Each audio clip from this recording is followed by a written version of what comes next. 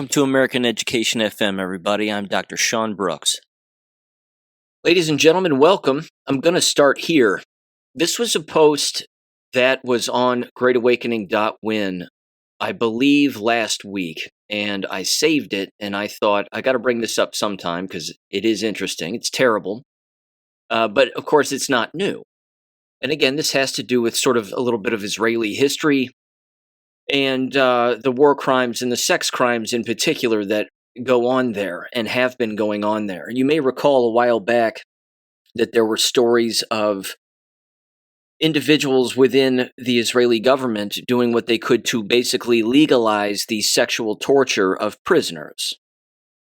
Again, the simple fact that we would be supporting some government that would want that as a law on the books is astounding to me.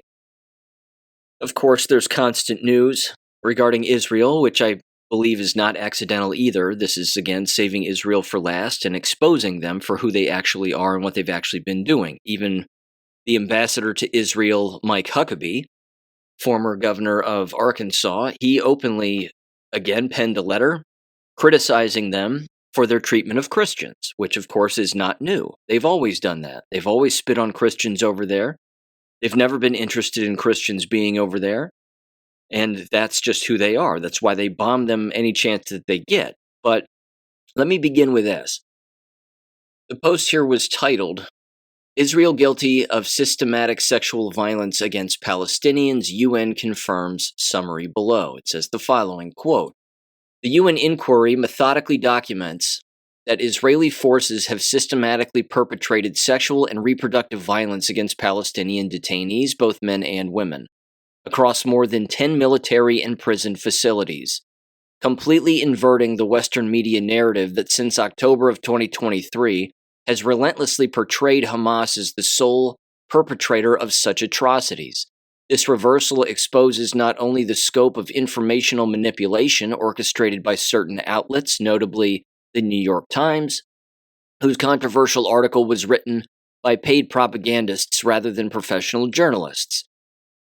But, they say, it reveals the systematic reality of an Israeli repressive apparatus that, according to collective testimonies, forces detainees to undress and lie on top of each other while subjected to verbal abuse, attempts rape with objects, including one detainee raped with a carrot, inflicts repeated sexual torture, metal rod inserted into Palestinian detainees' penis 20 times, and causes injuries requiring surgical intervention. Practices eerily reminiscent of documented Abu Ghraib methods, where only low-level executors faced sanctions, while the other order givers like Cheney, Bush, Rumsfeld escaped all accountability. It says this exhaustive documentation of Israeli violence, including the death in custody of Dr. Adnan Alber, head of Al-Sharif's hospital orthopedic department, after 4 months of mistreatment, starkly contrast with media eagerness to rely on verified accusations against Hamas, as illustrated by Piers Morgan's approach, who, according to the analysis, systematically privileges pro-Israeli testimonies, including that of Mia Shem, who claimed to have been threatened with rape, quote, by the gays, unquote, of a Hamas member before actually being raped by her Israeli fitness instructor upon returning to Israel. While ignoring hundreds of reports documenting violence perpetrated by Israeli forces, this informational selectivity reveals the existence of a narrative control system where Western media function as relays for Israeli propaganda, deliberately obstructing video and testimonial evidence of crimes committed by the Hebrew state.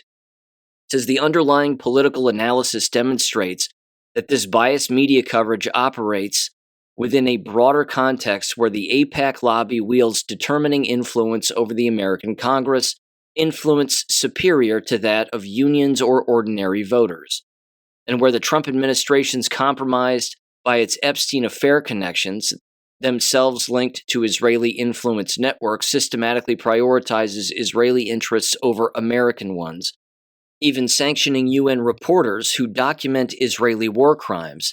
This subordination of American policy to Israeli imperatives perfectly illustrates the oligarch functioning of a system where citizens, through majority, opposed to unconditional support for Israel, including Republicans under 50, remain deprived of any real influence over governmental decisions, thus confirming that American democracy only exists as a facade concealing the effective domination of a military-industrial complex and foreign lobbies, unquote. Now, that's accurate, of course, and as we know, that's been going on for quite some time, and none of that is really new. What makes this interesting is you have outlets on all sides, the left and the right, criticizing Israel. However, the bombing of the school in Gaza was not reported on by, frankly, anyone. And that just happened, and I've seen video of it, and it's terrible. And again, this is one of the positive things, of course, about social media, is that you can't escape those visuals. I understand that, again, in the past, some of those visuals, certainly the ones that are plastered all over the mainstream media, like the so-called gassing attacks in Syria from many years back, where they're shoving hoses in kids' faces and wiping them off as fast as humanly possible, all of that was fake. None of that was real. But even so, this is where, again, social media can overwhelm even politicians here in America, and it can overwhelm mainstream outlets, and it can force individuals, again, to bring up particular subjects that they might not normally in the past. The simple fact that Mike Huckabee wrote a letter saying that the way that the Israelis treat Christians in Israel is appalling and it needs to stop, and then Israel pushes back and says, we don't do that, when clearly it's on video of them doing it, spitting in priests' faces, spitting on children, spitting on women, screaming at them, yelling at them to go home, get out of their country, and 1,000 other things. Again, this is unavoidable, but this is part of the wake-up process. It's forcing individuals who blindly believed and blindly followed these foreign nations and the people who live within them to only, again, basically eat a massive dose of humble pie, and then they're forced again to act in a particular way that maybe they weren't imagining that they would ever act in. And again, just changing course and even reversing course. That's 100% fine. And I'm glad that that's happening. I mean, even Stu Peters tweeted out the Mike Huckabee letter. And he didn't make any comment. He just posted about it because, again, Matt Gaetz on One American News Network was talking about it also in a 7-minute video. Again, this is a good thing. It's a good thing that they are being exposed. It's a good thing, again, that the hand of the public, so to speak, and the knowledgeable hand and the observant hand of the public is moving individuals in a particular direction that's forcing them to make statements that, again, in the past they might not normally make. Even the Prime Minister of Italy, Meloni, has come out and said there's absolutely no reason to be bombing a church in Gaza. Again, the Israelis bombed the only Catholic church that exists. They apparently killed 3 people. And again, she's openly come out and said there's absolutely no reason for them to be doing this. Again, I fully understand that people aren't going to be satisfied until we stop sending them money. And of course, until they stop bombing places, and then our own politicians are calling it an accident. Well, they accidentally hit Damascus. They accidentally bombed a school. They accidentally bombed a Christian church in Gaza. They're not accidents. They're intentional. It's beyond obvious. But again, nothing will change until we cut them off completely.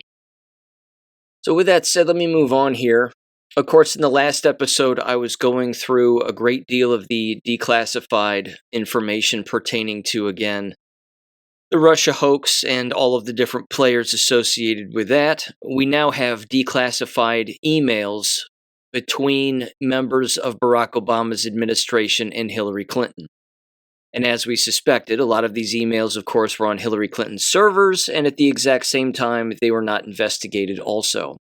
But this is from DefiantAmerica.com, and it says, more info dumped on Hillary's email server. This makes Watergate look like a parking ticket. It says the walls are finally closing in. The Department of Justice has just declassified explosive new documents confirming what many suspected all along, that Barack Obama ordered the FBI to shut down the Clinton email investigation, and James Comey obeyed. This wasn't just political meddling, it was a criminal cover-up at the highest level of government, dwarfing Watergate in both scope and audacity. According to the DOJ report, Obama used his Attorney General Loretta Lynch to apply pressure and kill the investigation before the 2016 election. Even more shocking, the FBI had access to hacked U.S. government data showing Obama's emails and State Department communications were compromised, but they never followed through with a full review. The timeline is damning. Obama knew the servers were compromised, including his own emails. Comey drafted Clinton's exoneration before even interviewing key witnesses. Loretta Lynch allegedly leaked or attempted to influence the investigation. We, of course, know that the Clintons approached her, specifically Bill Clinton, approached her on the tarmac there very famously. And the pilot of that plane, of course, ended up dead because he overheard the conversation and then gave an interview after the fact that that was the case. And then, of course, Loretta Lynch did what she did, shut down this investigation. She was told apparently on that plane, and we will give you a Supreme Court seat. That was also in Q drops, believe it or not, but there you go. And then it says the FBI was prepared to seize the drives, but the Obama DOJ shut it down. And there's a particular email here that they've highlighted, among others, I'm sure. And it says the first blank, it's redacted, report is dated blank. And the verbatim translation states in relevant part, and then there's a redaction. It says recent information appearing in the media about the FBI investigating possible facts of corruption connected to the State Department under Clinton, and the granting of preferences to Clinton Foundation donors created a negative reaction within the party. Though this information was known to Democrat Party leaders since June of 2015. According to Wasserman Schultz, head of the DNC at the time, now in Congress, so far the FBI does not have any hard evidence against Hillary Clinton because data was removed from the mail servers just in time. And then it says, again, the redacted portion, it says Obama is not in the mood to mar the very final segment of his presidency, his legacy, with a scandal around a leading nominee for the Democratic Party. To deal with this, he is using Attorney General Loretta Lynch to mount a pressure on FBI Director James Comey, alas, so far, with no concrete results. Comey is leaning more to Republicans, and most likely he will be dragging this investigation into the presidential elections in order to effectively undermine the chances for the Democratic Party to win in the presidential elections. And again, there's some redacted parts, and it says the second blank report is dated blank, and the verbatim translation states in relevant part, and then, again, more redactions. If you bounce over on the Q boards, operationq.pub, yet again, and you type in the word tarmac in the search box on the right-hand side, you get 28 posts with the name tarmac in it. I want to read one of these. This is post 3046 on March 13th of 2019. There's a Representative John Ratcliffe Twitter post here at the very top, a link to that. But then it says the tarmac meeting. It says days later, James Comey, JC, in Killbox, quote, no charges are appropriate, unquote. How did HRC obtain special access programs, SAP, on her personal servers? Access to SAP SCI is recorded in a local access register or in a computer database. Where are the records? Question mark.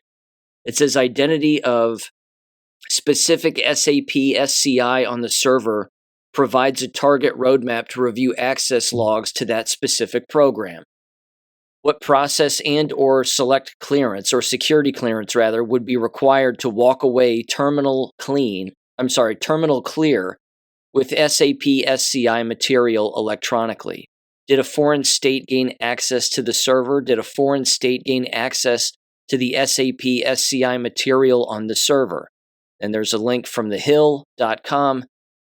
FBI denies Trump claim that China hacked Clinton's private email.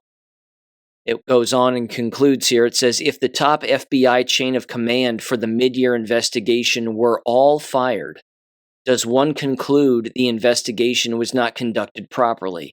Does one conclude all statements made by the FBI think no hack of server as single example could be false? Take a moment and think about what that means.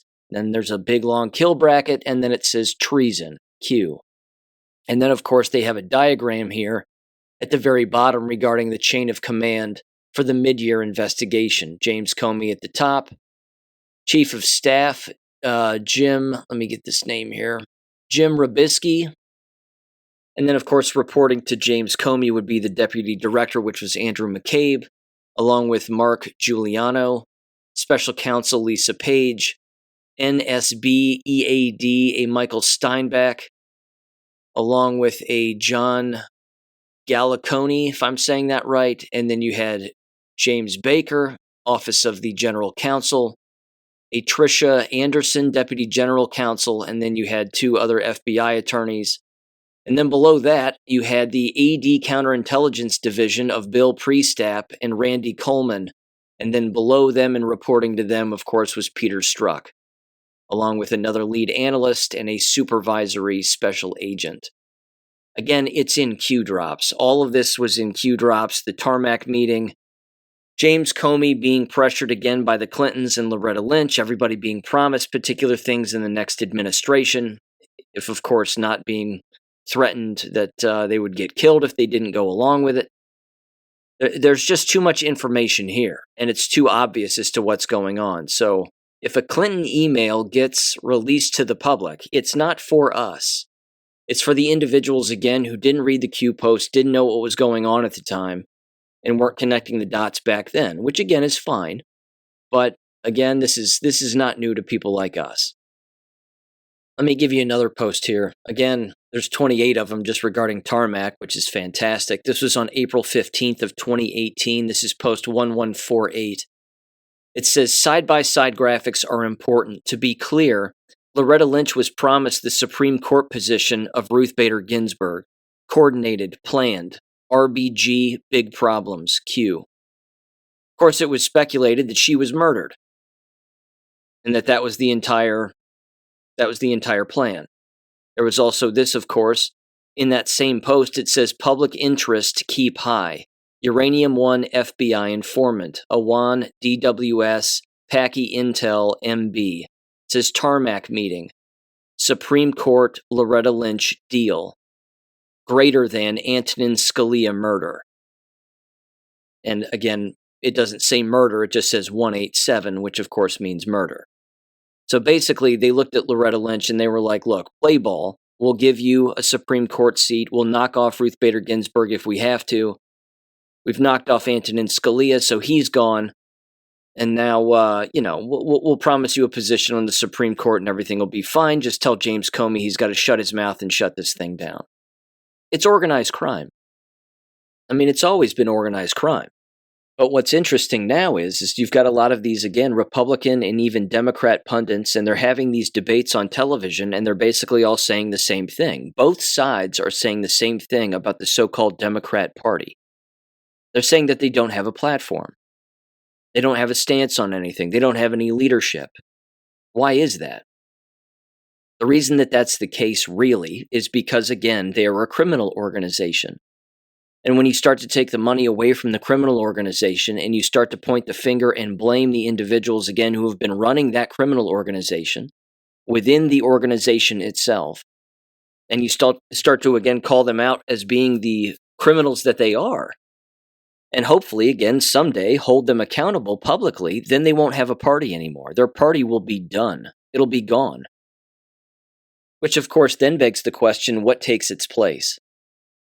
I think that's a rather, troublesome question to some extent, because, of course, in our lifetimes, and certainly in generations past, we don't know what that would look like.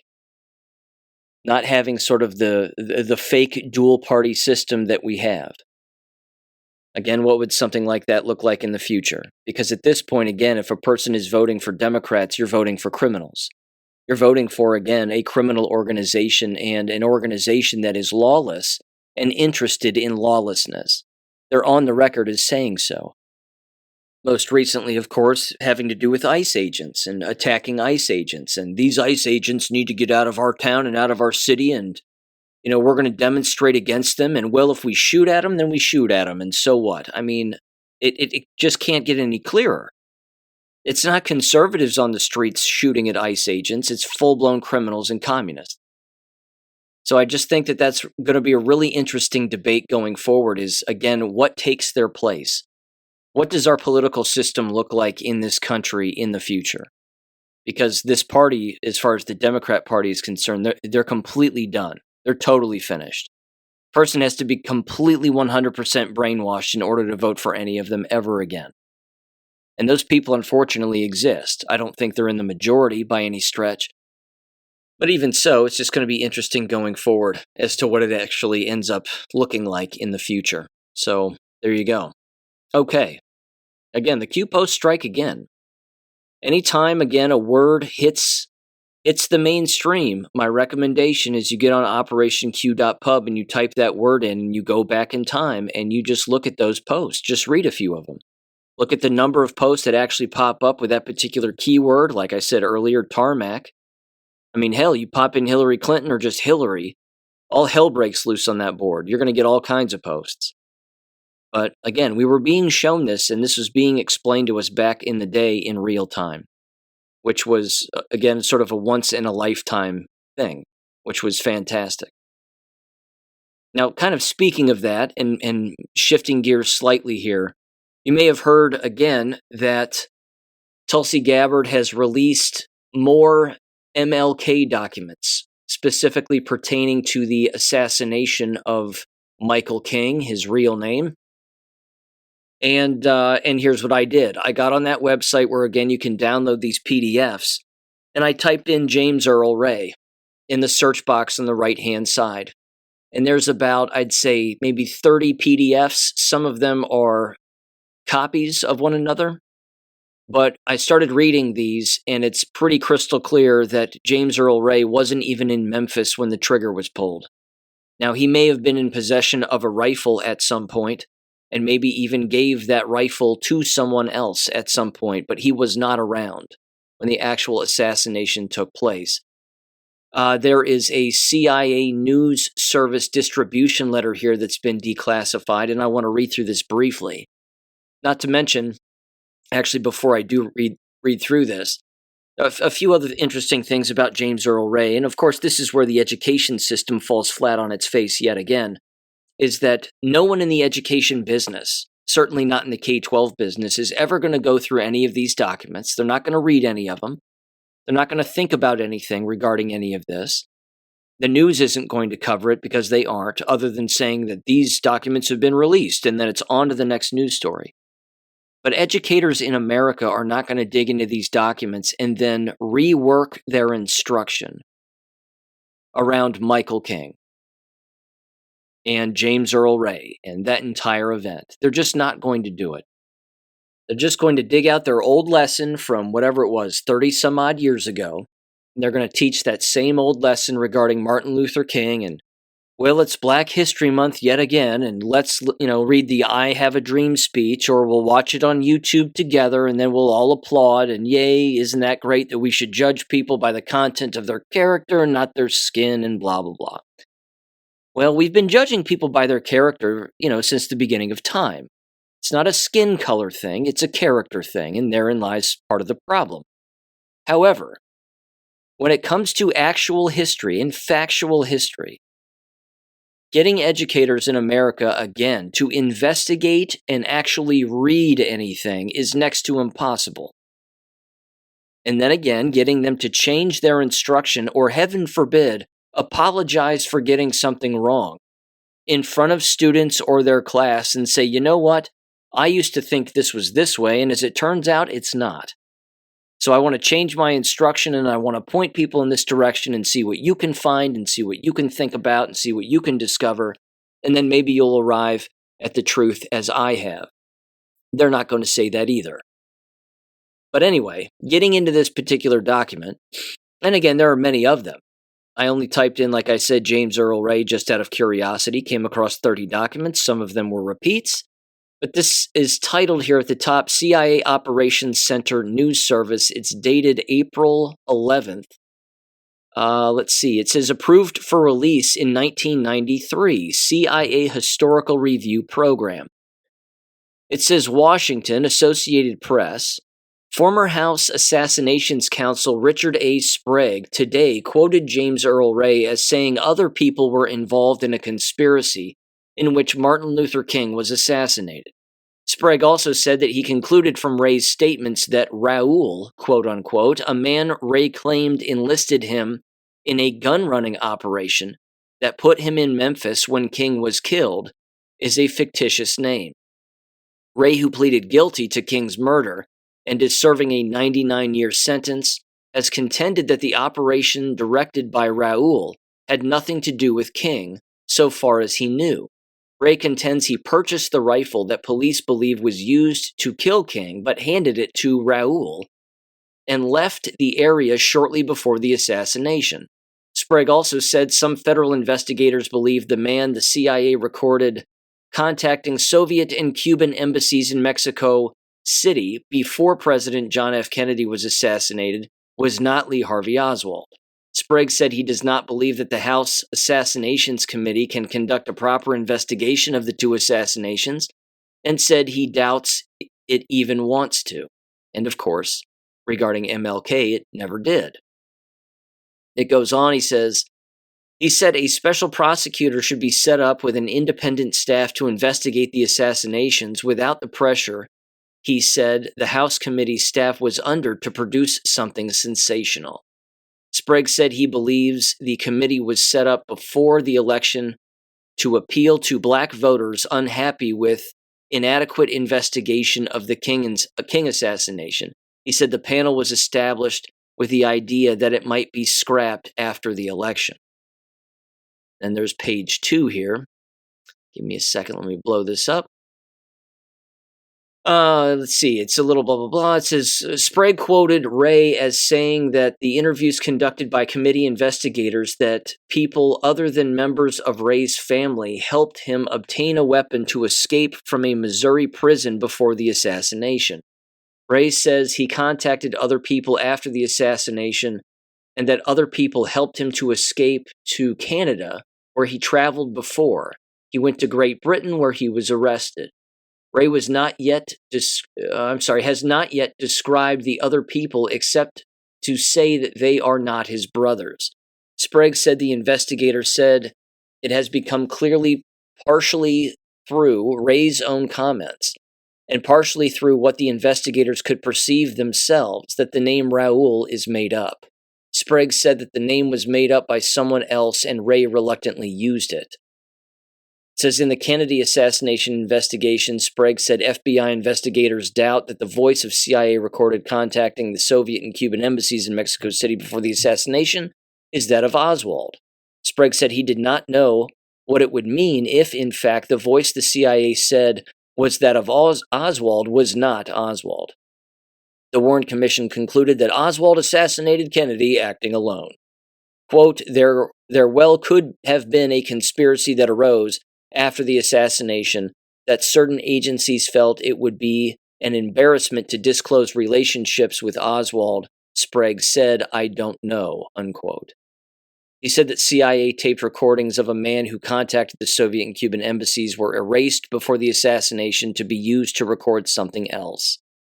But he said people who heard them and knew Oswald's voice said the man was not Oswald, unquote.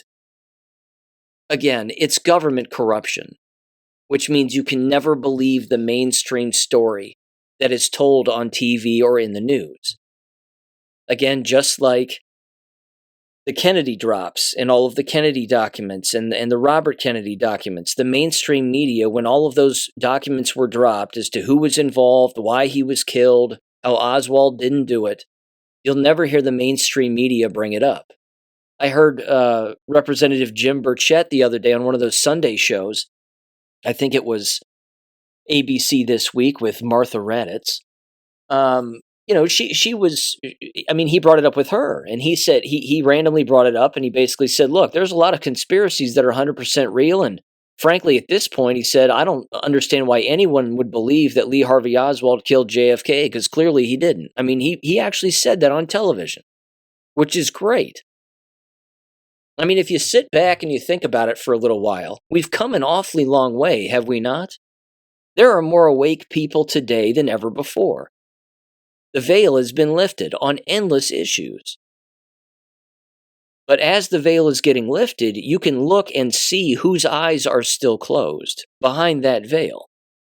While they still, again, run their mouths and keep talking about this subject or that subject, they just aren't diving in and uncovering the actual truth. Because, again, they're not inquisitive people. They claim to be in the media, but as we know, they aren't. They're agenda-driven. They're an arm of the CIA. That's the whole point. Which now, of course, you're also hearing that regarding Democrats. There's a Democrat senator with the last name Murphy. This guy's a complete psycho. But I think he's from Connecticut, if I'm not mistaken.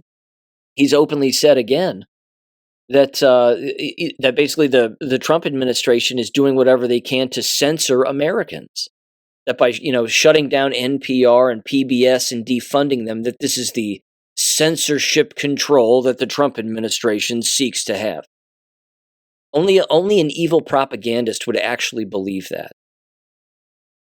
I think his name is Chris Murphy. Again, he himself was partially behind Sandy Hook. He's always been involved in that kind of level of corruption and those false flags and those crisis actors and fake shootings and screaming at the top of his lungs on the Senate floor, when is enough enough? When are we going to start banning guns and all this other stuff?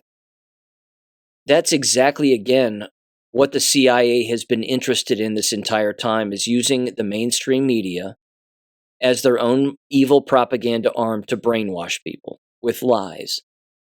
And now that the truth is again coming out regarding all of these issues, it's unavoidable. I mean, you can even just take a glance at some of these documents and you're going to learn more truth than you'll ever get in 10 years of attending public school. So it's interesting on one hand, and it's sad on the other that people are not wanting to look into what the actual truth is or learn about it. They just stay quiet about it and they close their eyes off to it, or they don't even read the headline that thousands of documents pertaining to the MLK's assassination, which again, that's not his real name, but that all of this is again available for anybody to read if they choose to do so. It's just like the Q drops. That information is widely available for anybody to read and look into if they choose to do so. But if they don't, and they just want to criticize it without actually having ever read any of it, well, then they give themselves away as not wanting to take in evidence, and then, of course, not wanting to revise their own wavelength of thinking. So it's exhausting, but again, the veil's being lifted here. And we have come a very long way. And I think this is a very, very good thing. Now, let me move on to education here, and I basically have one story that I want to bring up with an actual story attached to it. And this has to do specifically with what is the local McGuffey Montessori School in the town where I live. And, of course, I've been over the history of William McGuffey on the show before. He would be rolling in his grave if he knew what this particular McGuffey School had turned into. This is antithetical to his values, his goals, and his mission when he was alive.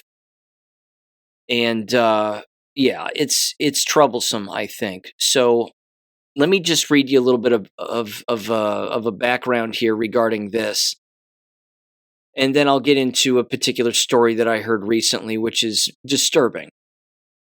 On their About page, it says the following here. It says, the McGuffey Montessori School is located in Oxford, Ohio. When the Miami University Lab School closed in 1983, a handful of staff and parents founded McGuffey Foundation School. Now the McGuffey Montessori School, it is a privately run school educating students in preschool through grade 8. It says innovative academic programs, a low student-to-teacher ratio, hands-on exploration and discovery, extensive field trips, and creative contributions from the larger community make the McGuffey learning experience unique, compelling, effective, and fun. At McGuffey Montessori School, you'll see solid basic education with a twist. Kindergartners doing complex science experiments and 7th and 8th graders planning the details of their trip to Washington, D.C. Interactive science experiments in real-life industrial arts, individual instruction, complemented by mixed grade study partners in workshops with visiting the resident artists. It says, in class, after class, you'll find secure academic structure with supported spontaneity. You'll hear the exuberance of discovery. You'll see the flash of insight. You'll feel the goose-bumpy thrill of real learning in progress. And you'll wish you had to do it over. And that could go to McGuffey Montessori School too. That's not even a sentence. Learn more about your values and beliefs or contact us to plan a visit. And then, of course, it has Montessori websites affiliated with it, teaching people about what the Montessori philosophy is and 1,000 other things.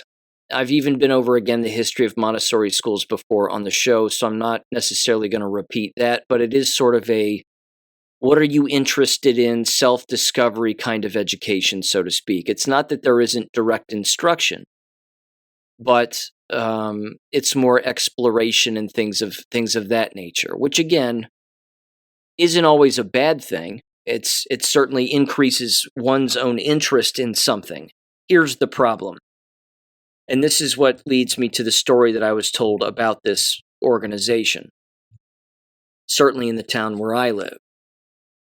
I was told a story of a student who no longer attends. And they basically said that almost every single day that they were to go to this school, they were increasingly becoming nervous. And there were people in the building that they did not like, people that made them uncomfortable. Again, it has a lot of similar tones to recent events regarding other pedophiles and individuals that exist in this town. This particular individual claimed that once they found out who their teacher was going to be, and there's really basically only one main instructor for basically one grade level. So the way that the staff works itself out, I'll get back to this, again, the student individual in a second, but it has this listed out as primary classroom staff, and then there being a lead teacher with two classroom assistants, and then lower elementary classroom staff, one lead teacher, two classroom assistants, a physical education teacher, another classroom assistant, and then a music instructor. Upper elementary school staff, grades 4, 5, and 6. There's one lead teacher, one classroom assistant, a math teacher, an art class apparently, and then again the same music teacher. And then middle school staff, grades 7 through 8. There's one lead teacher, and that apparently is an open position. And then there's a social studies physical education teacher, and then a math teacher, and then an open arts teacher position apparently, and then again the same music instructor. And there's 5 administrators with one individual who is the head of the school who goes by the name Nancy Hawthorne. This particular student found out who their lead teacher was going to be for the next grade level that they were going to be attending. And they basically had a full-blown anxiety attack, started to cry and get upset. The parent asked why, and they said because this particular teacher makes us use pronouns and makes us use his pronouns. I believe it's a male teacher. And we're forced to call him or his or something along those lines, or some other stupid pronoun usage. This particular student also claimed that there was a male teacher who works in the building and walks around with a emotional support stuffed animal. Again, this is a problem. And unfortunately, while a lot of people, of course, fully understand that this kind of stuff exists at the public school level, this also exists in just about any other level of schooling as well. Private schools, Montessori schools, charter schools, you name it. These kinds of social engineering perversions are everywhere. And it's very difficult to avoid in this day and age, which, as you've heard me say a million times before, this is why home learning is the only way. Because, again, children do not belong in an environment quite like this unless, of course, those children themselves are brainwashed by their parents who openly believe that pronoun usage And walking around as a grown adult with an emotional support stuffed animal is a good thing. These environments are only for people, again, who believe that all of that is normal. That's cultish behavior. So one could say, again, that schools like this are generally cults. And one of the ways, of course, that you can figure this out is a well-intended, well-credentialed, head-on-their-shoulders educator who might even have a Montessori or private or charter school background would attempt to apply for a position in one of these schools. They wouldn't get the job. Because schools like this, with people like it, who have the ideologies that they don't hire based on credentials. They hire based on political and social ideology. And if your ideology does not align with theirs, you're not going to get the job. And just like we can see them, we can see the way that they dress, the way they carry themselves, the way that they talk. Just like we can do that with them, they can do that with people like us too. They can see us and go, yeah, I don't think you'd be a good fit here. So, again, in conclusion, just wrapping this up, I would simply say that environments like this also attract gays. And they attract a lot of gays. Because, again, a gay individual might say to themselves, well, I feel more comfortable teaching in this environment because the private school environment tends to be Christian, so to speak, and they wouldn't want a person like me working in their building. Well, that's not necessarily true. Private schools hire gays all the time. So do public schools and everything else. But again, that's kind of the business in general, is that it's moving in that direction, and it's moving harder and harder in that direction on a constant basis. And it's troubling and it's problematic because, again, these individuals are around minors. Now, according to the individual who told me this story about this woman's child, they also stated that the parent basically took the concerns to the head of the school and they were basically blown off, as if to say, beat it, get out of here. If you don't like the way that we carry ourselves and you don't like the fact that a teacher's using pronouns or someone else is walking around with a emotional support stuffed animal as a grown adult, well, then there's something wrong with you and maybe this just isn't a good fit for you. Again, those are the kinds of, those are the kinds of attitudes that they bring to the work environment, because their environment, again, is cultish. And if you don't align with their cult, just like any cult who, again, has a member who starts to wake up a little bit, well, they excommunicate them. I mean, you're out, you're gone, you can't come back. And they openly tell parents and students this as well. Again, normalizing that kind of behavior isn't going to work out for the child in the real world. They will get carved up and spit out. But see, therein lies the problem. It's designed to create a dependence state, that the citizen is always dependent on government to cradle them and then take care of them and support them and meet all of their emotional needs, and that if the state does that, well, then of course the child grows up to be an adult and a slave to the state without even knowing it. They don't have any independent thoughts, they don't have any independent actions. Everything that they do is literally repetition based on what the state wants them to do and or believe. And that leads, of course, to a shorter lifespan, because the state is not interested in maintaining life. It's interested in destroying it. Case in point, of course, the COVID shots. I mean, that entire plan, as we all know, rolled out on purpose, not to maintain life, but actually destroy it under the lie of attempting to maintain it. Fortunately now, in conclusion, I should say, for this particular episode, there was this particular article, which is a good thing. This is from the Liberty Daily, and it was titled, 60% of expecting mothers intend to delay or refuse vaccines for their children. This is good. It's still low, but it's much better than it was in the past. Here's what the article says. It says, this has gone beyond vaccine skepticism, folks. The world is coming to the realization that vaccines, and we're taking all of them, are much more of a risk than a benefit.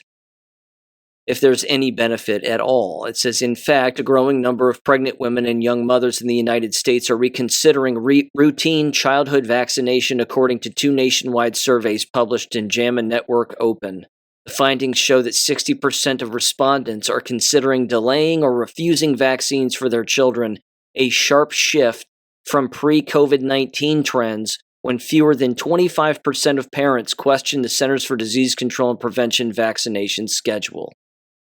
Here's some bullet points here. It says 60% of pregnant women and young mothers are hesitant or plan to delay routine childhood vaccination. Mothers with previous birth experience showed the highest levels of vaccine skepticism, while 48% of first-time pregnant women say they are still undecided about childhood vaccinations, signaling a shift toward more individualized decision-making. Good. It says experts suggest growing hesitancy stems from increased access to information and past experiences with COVID-19 vaccines, leading parents to critically assess the risks, timing, and number of vaccines recommended for children. It then says healthcare providers and researchers are urging more early engagement on vaccination discussions, but many experts emphasize that trust is built through respectful dialogue, not pressure, highlighting a shift toward informed collaborative decision-making between parents and providers. See, here's the larger problem, too, and this has been brought up by endless people, is that many doctors, as we know, and physicians' assistants and nurses and so on, the offices where they work make money based on vaccine distribution, which means they're always going to be asking questions about the vaccination status of the very people who, again, walk right into their offices, either on a routine basis or a semi-routine basis. And those individuals are going to have to consistently deny them. This is where it becomes problematic and confrontational. Is in almost every case, a physician's assistant, a nurse, or a doctor isn't going to just say, well, okay, it's your decision, no problem. They're going to start asking questions, why?